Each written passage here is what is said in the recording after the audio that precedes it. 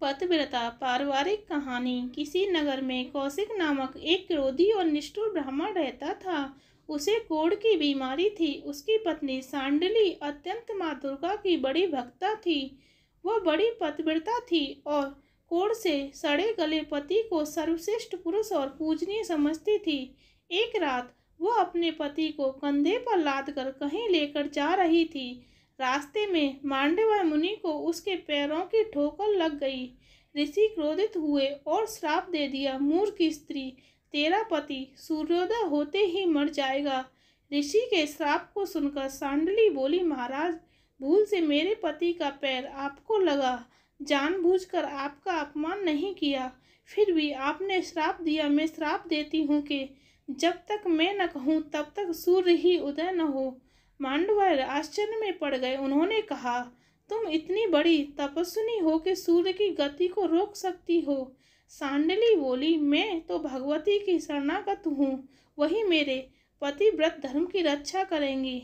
उसकी बात निष्फल नहीं रही। सूर्य अगली सुबह से लेकर 10 दिन तक नहीं निकले। ब्रह्मांड संकट में आ गया। देवताओं को बड़ी चिंता हुई। वे अनुसुईया जी के पास पहुँचे। अनुसुईया जी सबसे बड़ी पतिव्रता स्त्री थी। उनका प्रभाव देवों से भी अधिक था। देवों ने कहा, माता, एक पतिव्रता के प्रभाव के कारण संसार में संकट आ गया है। आपसे ज़्यादा योग्य संसार में कोई और स्त्री नहीं होगी जो एक पतिव्रता सांडली को समझाकर उसका क्रोध शांत कर सके।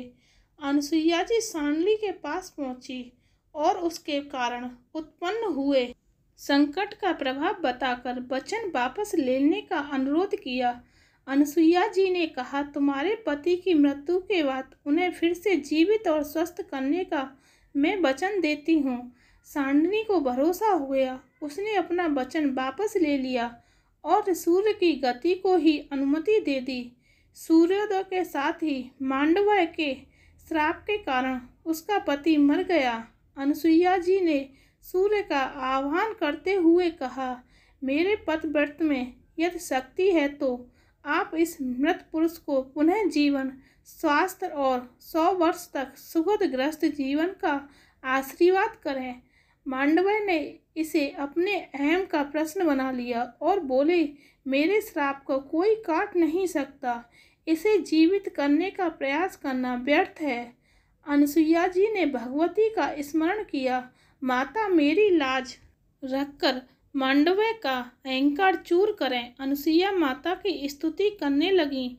माता वहां प्रकट हुई और कौशिक को जीवन और स्वास्थ्य प्रदान किया।